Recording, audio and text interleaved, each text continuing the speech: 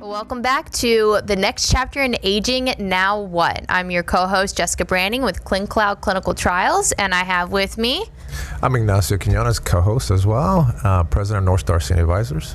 Perfect. And we've got some really good content that we're going to be discussing today, and it's all about what is the difference between assisted living and a nursing home. So I've got the expert here. So I'm going to just start off. What is assisted living? So assisted living, think of it as like a 55 plus community that has care options as well. They can care for those that are aging. Big difference between a nursing home. So I'll dive into that here in a second. It's very common for that misconception where folks will think an assisted living is a nursing home, especially if they haven't experienced an assisted living. But yeah, so the assisted living has the ability to care for those. They're still pretty independent. They can still thrive and benefit from that independence, okay? And they'll have the support staff there clinically to potentially help them with everything they may need. Similar to a nursing home, but not quite. So that's going to be what an assisted living is. Got it. So, when considering assisted living, is there like a window of opportunity you have to consider? Yes. So when going into an assisted living, there is a criteria. A couple of things to factor in. Number one is going to be the individual's ability to transfer, get out of bed. So it's going to be part of that assessment, acceptance process into that assisted living. Whichever community the family selects will have to perform their own individual assessment. So that means they'll go either to their home, they'll go to the nursing home, they'll go wherever that individual is to conduct an assessment. And one of the things they look for is to make sure that individual has the ability to transfer out of bed with assistance. They have to be able to stand up, bear weight, and pivot. That's the other key thing, okay? They can't be lifted up, hovering, and then put in a wheelchair per se. So that's very important because the key word, of course, is assisted, right? And then, of course, wounds are going to be another thing. Make sure there's no wounds, and if they are, they cannot be beyond a stage 2. Because if that's the case, then you run into a skilled scenario where that wound has to be cared for by a nurse, which there are nurses in an assisted living. That's just a regulatory piece going into the assisted living. You cannot have over stage 2. And then, of course, no communicable diseases going in. Got it. So that's going to be your criteria. That'll be part of their assessment, that individual community. And they also will obtain what's called an 1823 document. It's a state form, Florida. Think of it as like a prescription to go into an assisted living. So you'd have to go to a medical professional, a physician, in order to obtain that? Yes. Okay. Yeah. So typically, the individual themselves or the family will go traditionally through their primary care provider, maybe a house call physician if they haven't quite made it to their primary care physician in a while. But it has to be a Florida physician. That's another thing about that is it cannot be. So if you're coming from, let's say, New York or Texas, you can't have your physician in that state fill it out for you. It has to be a Florida state physician if you're looking for an assisted living in Florida. That's definitely good for people to know here in Florida because there's a lot of people moving down here and they probably have established doctors from wherever they're at. So that's good. That's good information. So what are some of the pros and cons, if you will, with the care needs in an assisted living facility? Yeah, so I'll start with the con. So the con is that, yes, they can provide care, but again, with a keyword being assisted, if the care is too much, going in, of course, you won't meet that criteria, so you will not be accepted into the assisted living.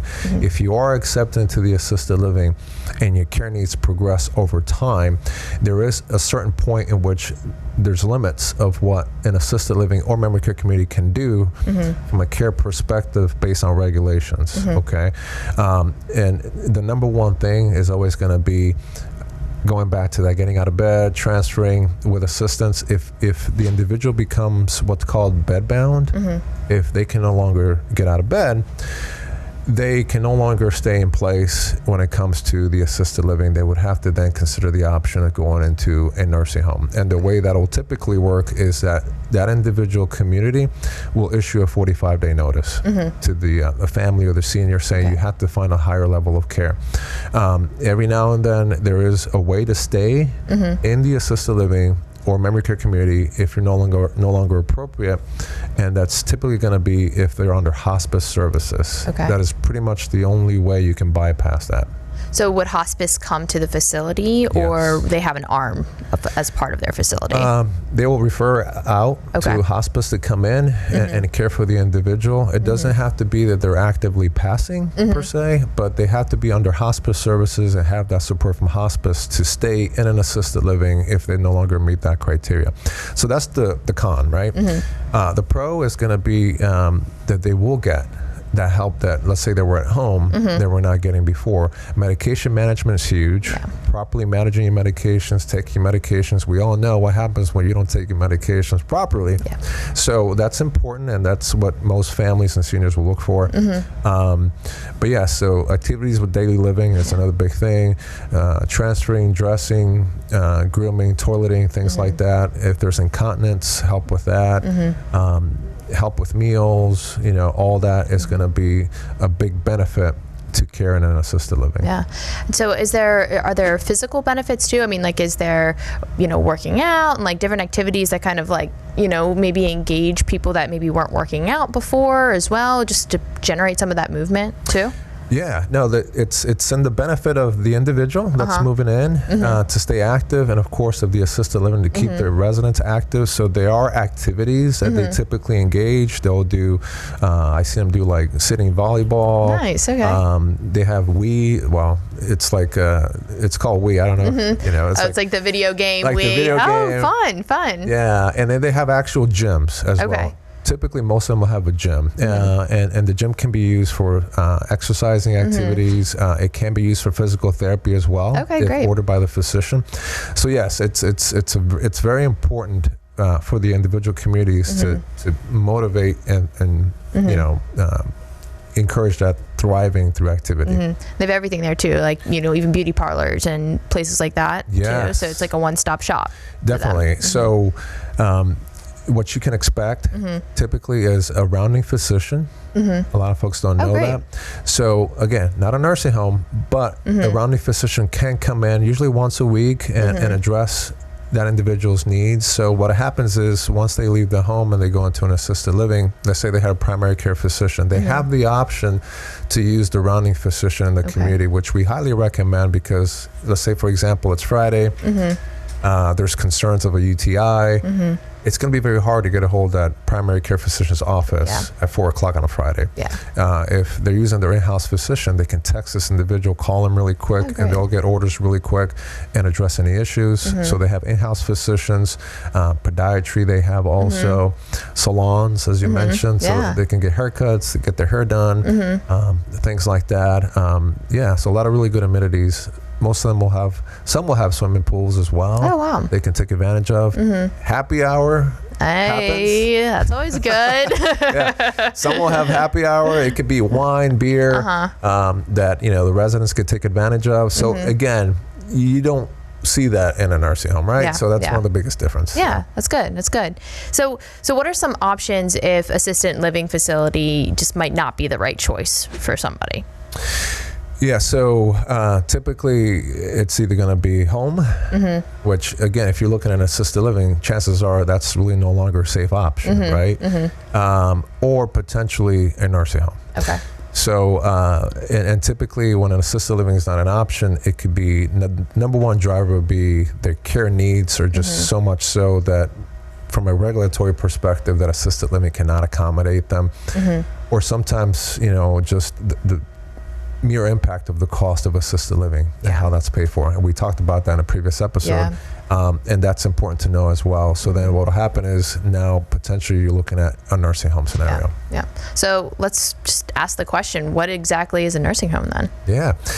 So a nursing home, it's interesting. A nursing home has potentially different names that they're known by. Nursing home is probably the most common. There's outpatient rehab, rehabilitation center, and then what we see traditionally in a nursing home or rehab is that most of them will have two elements to a nursing home.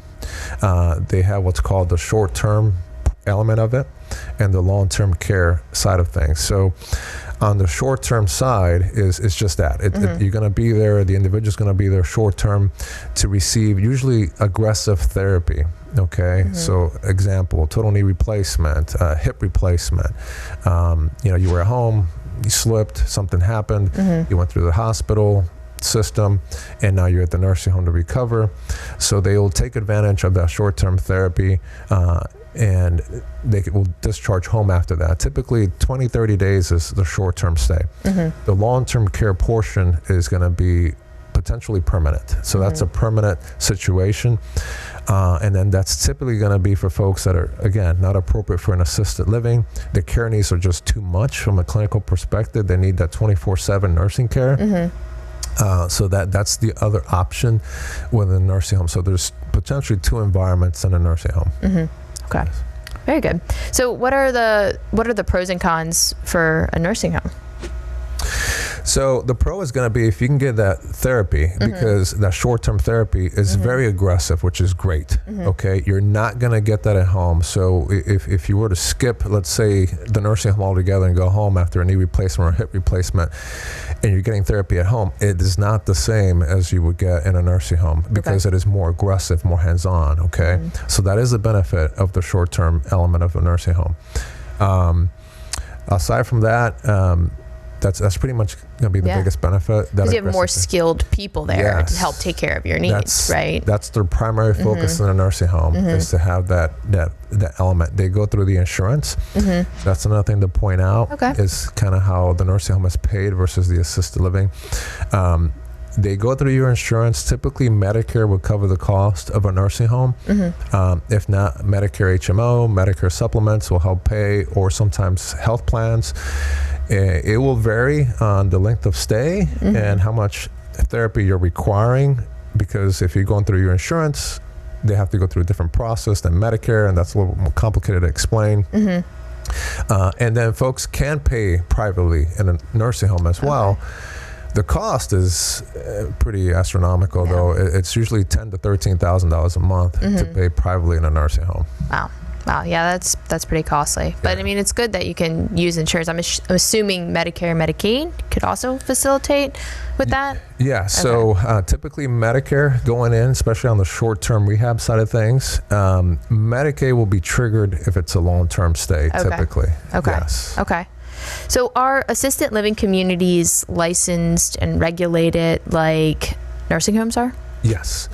In the state of Florida, not all are licensed, but the ones that we work with are licensed. There are small homes that operate more like an independent living type, and they care for residents that may not be licensed. So there's no oversight. Okay. We don't work with those as a company, because without oversight, we just don't know what's going on. But yes, there are 4 licensed types in the state of Florida for assisted living memory care communities. And really quick, I'll run through those. It's standard license, limited nursing, extended congregate care, and limited mental health. So it really depends on the individual's needs and care needs that will determine what license type they should go with. And we can help folks figure that out, by the way. So yeah. So yes, they're licensed in the state of Florida and regulated. Great. So what is the acceptance process, if you will, between an assisted living facility versus a nursing home? Yes, I mentioned before on the assisted living side is going to be that individual assessment, that 1823 being done. On the nursing home, in terms of criteria to go in, it's typically going to be, from what we've seen, a natural progression. So if you're in the hospital typically and you need that intense rehab, you'll be discharged into a nursing home, and that's something that typically requires a 3-night stay in the hospital for that to be triggered. I know COVID changed things up a little bit. They didn't require as much time in the hospital to go into the nursing home. But that's going to be an element that will be factored into going into a nursing home. And of course, the insurance will pick that up, and that's how that's paid for. Yeah. Okay, excellent. So how can consumers research and or look up reviews on both assisted living facilities and nursing homes? So in assisted living, I would say a couple of things. One, Google is going to be your best bet for assisted living. You can look at star ratings. Nursing homes, there's Medicare.gov. Okay. You can go into, and you can look at those reviews there. Okay. So is it just like a quick search? You just search the name and it'll pop up that way? Yes. Great. And then obviously going to your organization. Yeah. Right? Yep. Okay. You come to us and we'll tell you what we know definitely, and we can help guide you getting that information as well. Great. What should family members do if they're not sure on which environment is the best for their loved one? Give us a call. Okay. Give us a call, because you may think it's a nursing home type of situation, and it could very well be that it could still benefit from assisted living. Again, going back, it's going to be that misconception. A lot of folks think, oh, mom needs a nursing home, when indeed they could still benefit from the assisted living. So give us a call, we'll help you figure that out. Yeah. And do you accept calls from maybe multiple family members? Because maybe, daughter says one thing, son says another, husband says something else. So do you have to navigate through those waters a decent amount? Happens all the time. Yeah. We try to have a conference call that usually helps bringing everybody together. We have powers of attorneys that may be involved. So one son may be power of attorney, the other kids may not be. So you have usually one driving the bus in the decision process. What we try to do is educate all of them collectively. That helps, and we encourage that, so they can make the best decision collectively. Got it. That's good. Well, I definitely would like to learn more about that topic, probably in another podcast, because I think that the legal component would be great for us to dive into at some point in time too. Yes. Yeah. Awesome. Well, thank you for all of the great information. As always, it's a wonderful pleasure learning more about North Star Senior Advisors. So tell everybody how to get in touch with you and learn more about your resources. Yeah, you can give us a call, 407-796-1582. You can visit our website, www.northstarsa.com, or you can email us at info@northstarsa.com. Great. Awesome. Well, thank you all so much for joining in, and I hope you really enjoyed our podcast today. Thank you.